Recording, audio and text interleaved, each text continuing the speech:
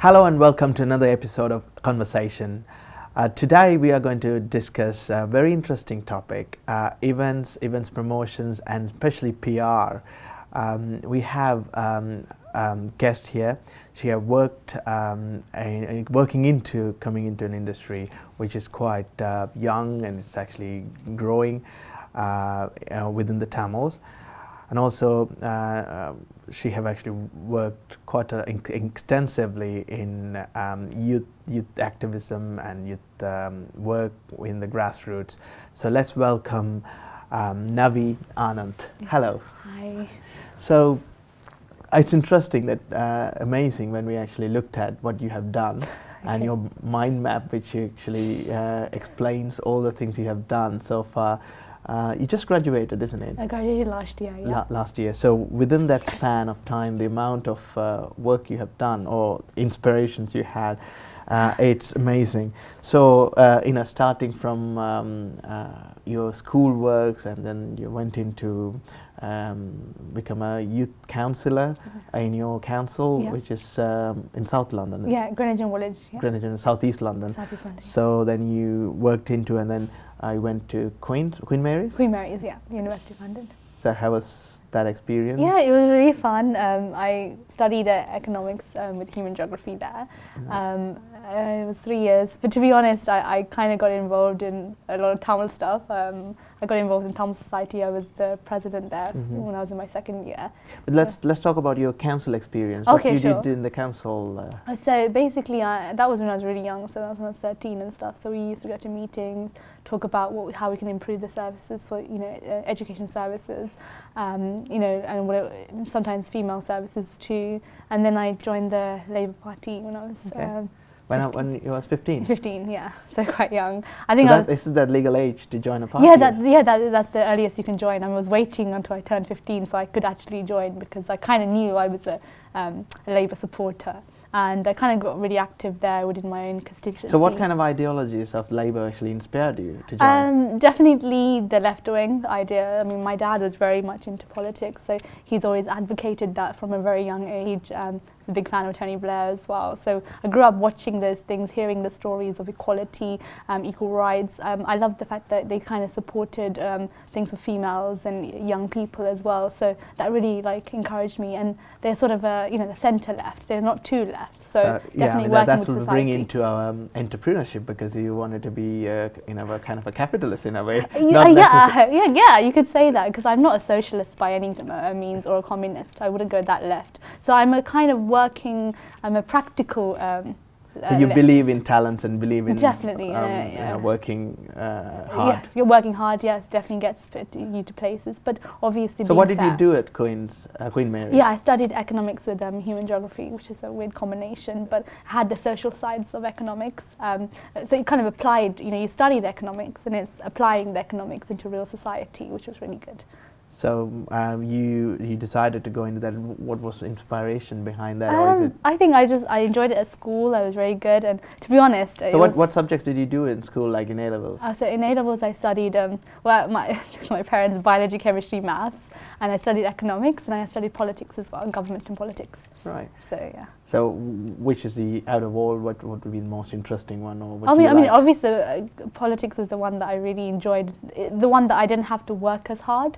And economics, also another one as well, where I was able to apply the maths as well into a more practical aspect. So really enjoyed those subjects and stuff. So it's kind of. But when you were saying that you have to do the other modules, the traditional, like the psychology wasn't actually very true, like you said.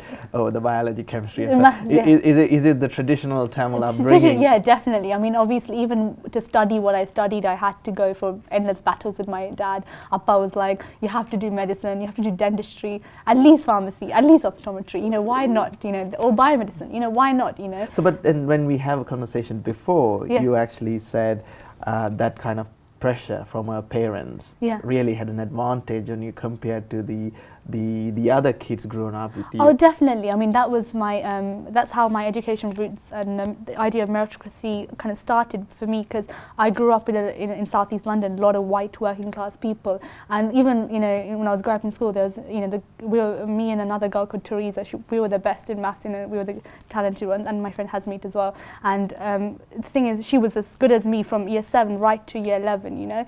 But now, when you look back and think, what so what she's the doing, parental pressure wasn't there that you feel. Yeah, To exactly. achieve. Yeah, exactly. She was kind of stopped from achieving what she's doing, because obviously now she hasn't gone on to do the academic achievements that I would have expected her to do, and I think that's. So where is this? So where is this stop? So where is this starts? Because you I one think hand, parents. yeah, Definitely. one hand you see it is a very good kind of pressure in terms of. Yeah.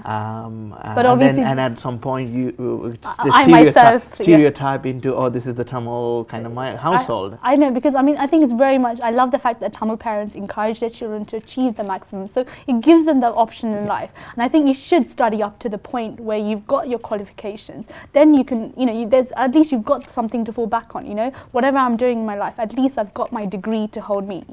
And I think that's really important, and I really applaud Tamil parents. But obviously, I don't like the fact that they get pressurized to do certain industries or certain fields, and but it's up to each individual to stand up for their rights. So then you chose the field which you like. Yes, I kind of did, but obviously even then that's debatable, because if I really wanted to study something in the whole world, I would have studied something completely different. So what would I be that? I think it would have been filmmaking, actually. Filmmaking. Yeah, that would have been. So that brings into this conversation that you are interested in filmmaking. Yes. And you have actually done 4 or 5 projects, and one is released. Yes. So which one is released? Ullam Pesade. It's a Tamil project, actually, Tamil short film that I've done. Yeah. I mean, I did actually had a look at it. Yeah. It's quite inspirational, and it's Okay. it's in a way, like from the start to the end, the thrill is there. I was not sure what is this all about until the last the climax scene, which is so. I mean, for the viewers, it's like, how did you actually start about? Where did the inspirations come from? Definitely, because well, I've always since I was 13, I wanted to go into film direction and stuff. So I've always wanted to go in that field, and to be honest, it was really difficult to break into the English film industry. So I didn't know that you can make movies here. I thought I had to go to India to make Tamil movies, but I found out, and I met a couple of friends here, and they really they started making movies here. So I thought, why not start here? And I actually met my friend Danny, and basically we were working on various different projects, and this project was something we heard the dialogue song, and we thought, oh my god, we need to do a story. And I'm always into doing stories from a female point of view. So I started about unrequited love, and that's how the story came. So I started about love not being able to show, but then we swapped the characters around, so it's from the guy's point of view, and we sort of carried on. And we also wanted to use a lot of Tamil talents. We've got a lot of talented Tamil people, so everyone in the cast and crew are mainly Tamil people, and we got everyone together, and also with the sign language as well.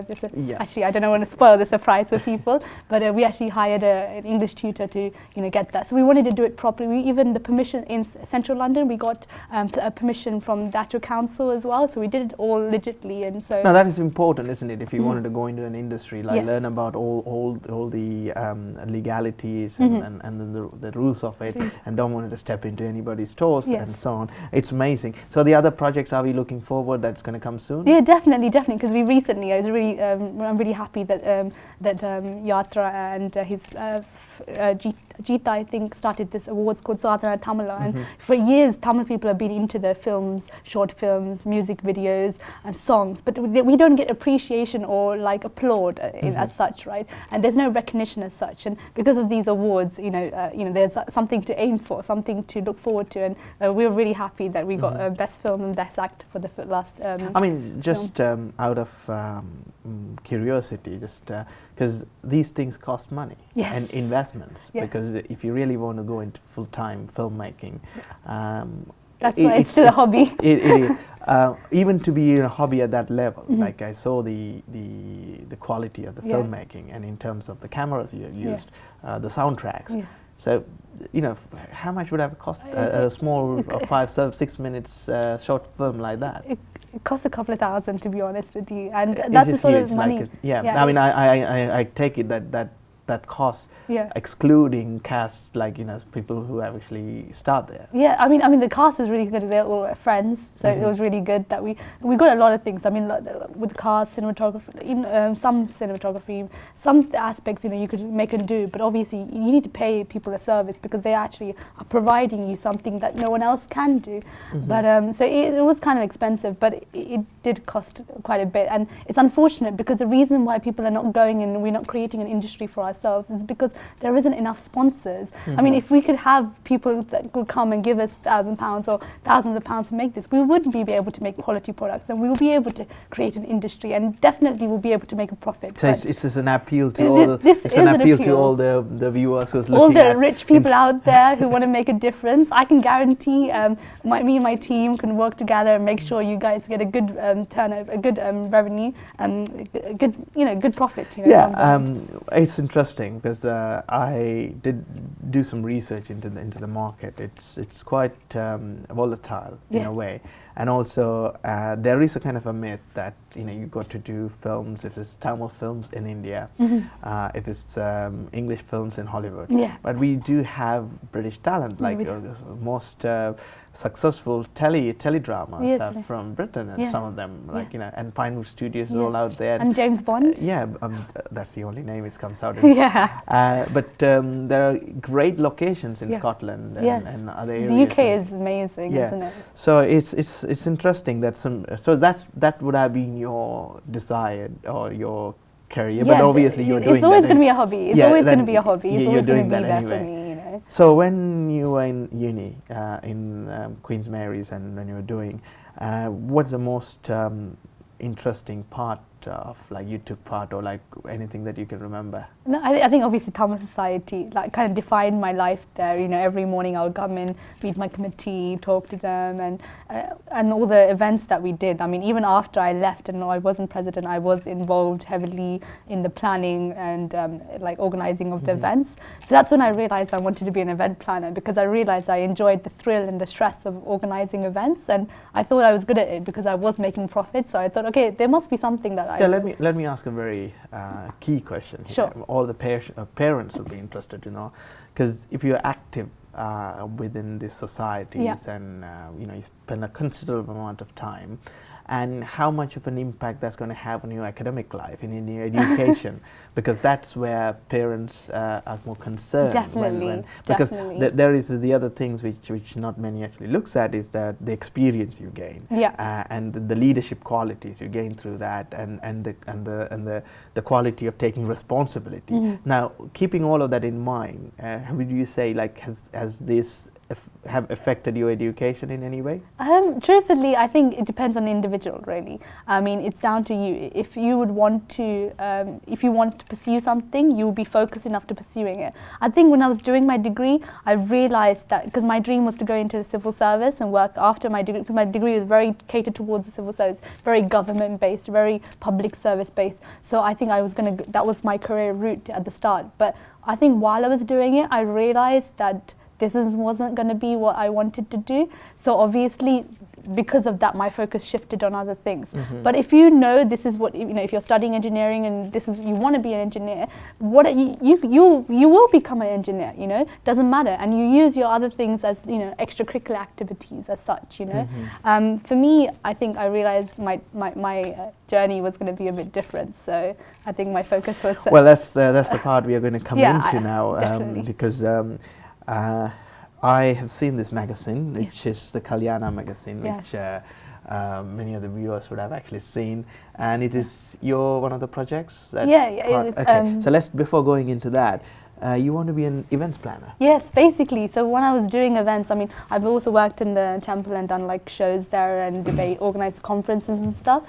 And so I kind of loved organising things. So I think when I was doing my degree, I realised that I wanted to work for myself. I've always wanted to own my own business. I've always wanted to go to a hotel business or restaurant business, I think I've always been interested in that. And I kind of see myself and my ideas go forward. And I kind of came across the fact that the wedding industry, and I realized I was looking through all these magazines like Asiana and Kush, and I realized they're all covering North Indian looks, and there was nothing tailored for the South Indian Sri Lankan Tamil type, So you're very specific that this event promotions like the this Tamil business, Tamil definitely. wedding. Yes, I wasn't going to shy away and call it like a South Asian or Asian event. This was tailored for Tamils, made by Tamils for Tamils type thing, and that's why the name was the Tamil wedding. And basically I got together with a group of my friends, and we're all passionate about weddings as much as possible. We're a really close group, and I have to mention you my can friend plug Shia. in.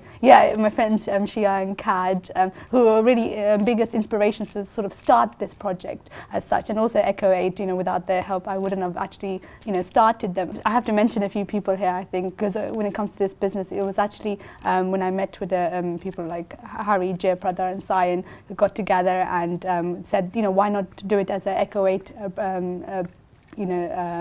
event. And I thought, yeah, why not? And then with that help, with my help of my friend Shia and Kad, we got together, and we got a lot more girls involved, and it was a very girl business, I think. And then we got one of our friends, Raj, to get involved as well, and we realized that together we can do this business, because this business you can't do as one person alone. You need many things. So the business is structured in 3 different ways. We have a planning side to the business, we have the exhibitions, and we have the magazines. So that's the business model as such. Okay, that's great. So it's very kind of particular, and in terms of the demography. Yes. If you really look at yeah, the definitely. market, it's a very niche market. It's very niche market. Very I much was so. actually looking into the UK wedding industry. It's a 10 billion pounds market. Yes. Whereas the most of the money is coming from the Tamils spending thousands of pounds on their weddings. Well, whereas this is interesting, because whereas the figures of marriage numbers are going down, like if you just take it 10 years back, there was about 300,000 wedding roughly, and the recent figures of 2013, I think the statistics says about 267,000 weddings. So the numbers are dropping. Yes. Whereas with the Tamil community, I don't think that's happening actually.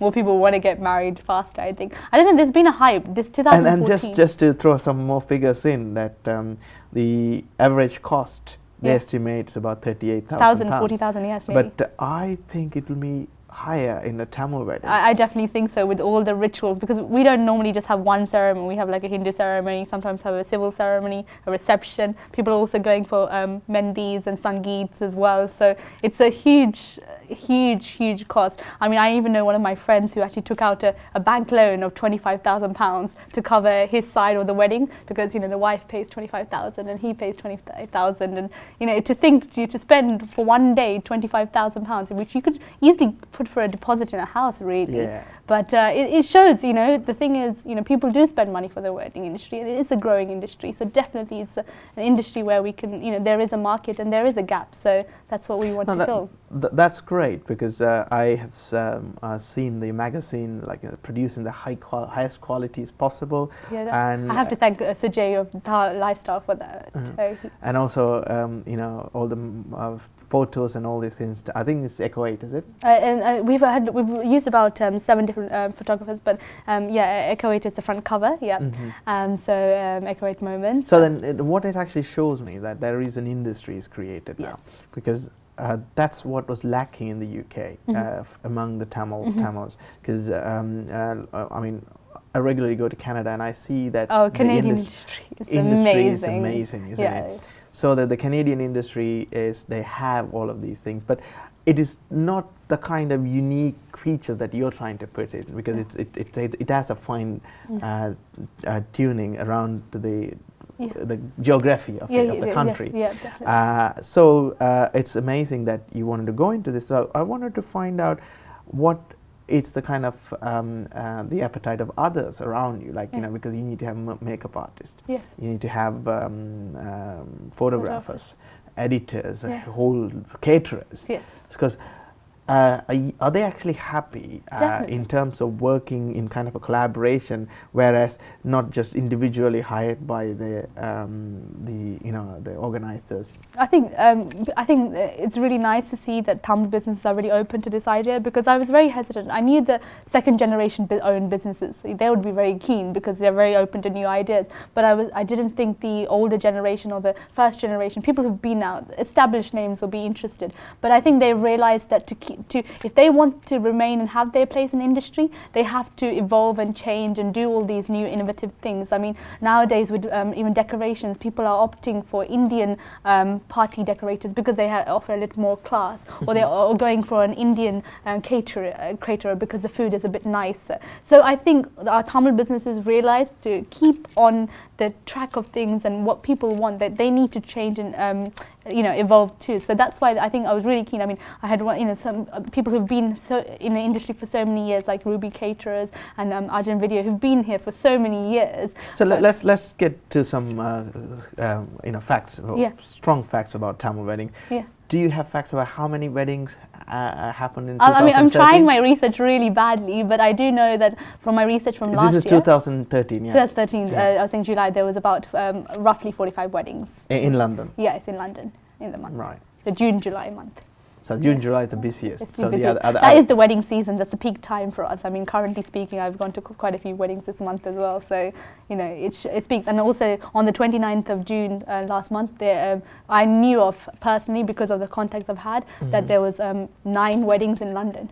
So what makes it unique in terms of your services, in terms of what you add on top of all the other events? Yeah, in a wedding, in a Tamil wedding, there are grandmas, aunt, uncles. It comes with all of these rituals and cultural aspects into it. It's actually evolving in a way. So what is unique that the Tamil wedding can actually bring into? I mean, we definitely. I mean, I always focus on the 3 words. Our 3 main words is bespoke, tailor-made, and unique. We're kind of finding that weddings nowadays are very much the same.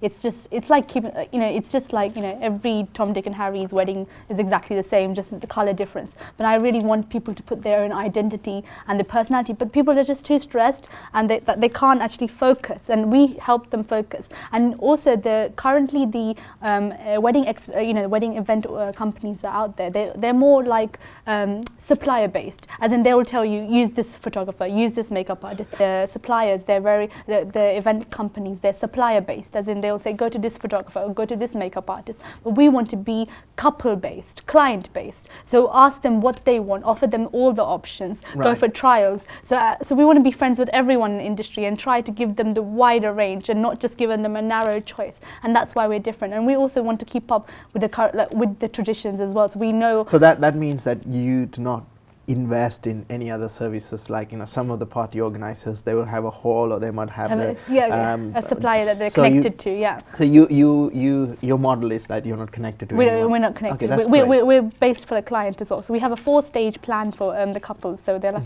initial meeting, then we do an agenda for them, then we go out and prepare. And on the day, I mean, my dream to see a wedding with all the TTW planners, with our headsets and our clipboards running around organizing a wedding, and that would be my ideal. Visualize that. I've that's really good. Seen a couple of events that like that, which actually gives that planning and execution, the precise execution. And it's very professional, and that's what we want to do. Which brings to my the very key question here. I mean, you have actually done quite a lot of activities, and within a very short time, you couldn't go into all those details, but I'm sure in some of the time we will actually go into details. But you have stabled yourself, you wanted to do this event promotion and as a PR, like the public relations side of things. In your interviews, as well as in the previous discussions, you're very specific about getting women involved, especially Tamil women involved. And I actually saw one of those pictures on your portfolio. You have about 20 girls standing as one guy, one lucky guy who stands in the middle. Now, what is this? Is there any reason that, what did you actually observe from the Tamil youth participation in terms of female participation? Is something that actually bothers you? Definitely. I mean, it's one of the prime reasons I was like, I want to come on today's show, because I really want to because I've been really lucky. My dad, since a young age, he didn't have a difference, you're a guy, you're a girl, He really wanted me to, do all the things I wanted to do in life, really encouraged me and really went, if you want to do this, go and do it, right? And he told me there wasn't a difference. Even so, education, my granddad, he educated all the girls in his family because he didn't believe, that only the guys should be educated. So it rooted from that, right? And so for me, I've never had any sort of problem because I've wanted to do what I want to do. But even even that, I've faced with so many problems, you know, when I go out and do, you know, let it be films or politics or some societies, or why is this girl there? Why is this girl there? And I've had to overcome those problems. And I think that's the hurdles that other girls are facing. They don't want to go through those hurdles. They think, oh no, my amma won't let me, or appa won't say, or what would this uncle say? What will this auntie say? And it's really, really, really upsetting, because I really want to see more girls involved. And thankfully, you know, the last year or two, I've had a lot of messages on my Facebook or whatever. Lots of girls are like, oh, Akka, can you help me here, or can you help me here? And it's really nice, because I can get them involved. You know, whatever industry they want to get into, you know, there is a space out there, and you know, they can make their mark. And just because they're a girl, they shouldn't be frightened or worried, or you know, because I think this is a message more to parents rather than the actual girls, because it's the parents that seem to be stopping them or hindering them or making them think. I think it is a combination of things, Yes. in terms of the society and then the beliefs and so on. But in any society, to be successful, it's very important to have the right kind of mix. And in fact, that is lacking, which is one of the reasons that we also highlight that.